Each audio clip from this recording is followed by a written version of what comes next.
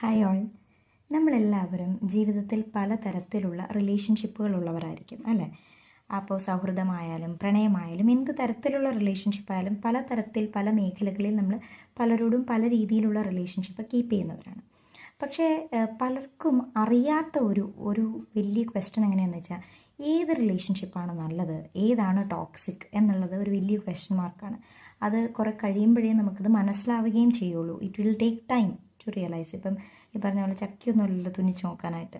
അപ്പം നമുക്ക് പെട്ടെന്ന് ഒരാളെ കണ്ടു കഴിയുമ്പോൾ അയാൾ നല്ലതാണോ ചീത്തയാണോ എന്നൊന്നും പെട്ടെന്ന് അങ്ങനെ പറയാൻ പറ്റില്ല. പക്ഷേ ഒരു റിലേഷൻഷിപ്പ് ടോക്സിക് ആണോ എന്നറിയാനുള്ള ഏറ്റവും സിമ്പിളായിട്ടുള്ള ഒരു ടെക്നിക്കാണ് ഞാൻ നിങ്ങളോട് പറയുന്നത്. വളരെ സിമ്പിളാണ്. അതായത് നമ്മൾ ഒരാളുമായി നമ്മളുടെ അയാളുമായിട്ടുള്ള ഒരു റിലേഷൻഷിപ്പ് നമ്മൾ വളരെ ഹാപ്പിയാണ് എന്നുണ്ടെങ്കിൽ then you're in a very healthy relation. നമുക്കെപ്പോഴും അതിൽ സന്തോഷം കിട്ടുന്നു. സന്തോഷം കിട്ടുക എന്ന് ഞാൻ പറയുന്നത് നമ്മൾ കംപ്ലീറ്റ് ആയിട്ട് അവർക്ക് വേണ്ടി ചേഞ്ച് ചെയ്ത് സന്തോഷമാണെന്ന് സ്വയം ധരിപ്പിക്കുന്നതിനെയല്ല.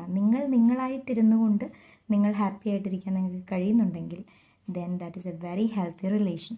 അതേ സമയത്ത് നിങ്ങൾക്ക് ഒരു സ്വാതന്ത്ര്യക്കുറവ് ഫീൽ ചെയ്യുകയാണ്, അല്ലെങ്കിൽ നിങ്ങൾക്ക് നിങ്ങളായിട്ടിരിക്കാൻ ആ റിലേഷനിൽ കഴിയുന്നില്ല എങ്കിൽ നിങ്ങൾ മനസ്സിലാക്കിക്കൊള്ളുക, that's a very very toxic relationship.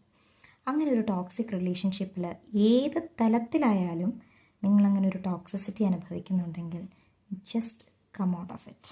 കാരണം നമുക്ക് ഒരു മനുഷ്യൻ്റെ ജീവിതത്തിൽ ഏറ്റവും വലുതായിട്ടുള്ളൊരു കാര്യം എന്ന് പറയുന്നത് മനസ്സമാധാനമാണ്. ആ മനസ്സമാധാനം പോയിട്ട് പിന്നെ എന്തുണ്ടായിട്ടും കാര്യമില്ല. അങ്ങനെയുള്ളൊരു റിലേഷൻഷിപ്പിൽ ഒരിക്കലും നമുക്ക് മനസ്സമാധാനം കിട്ടാൻ പോകുന്നില്ല.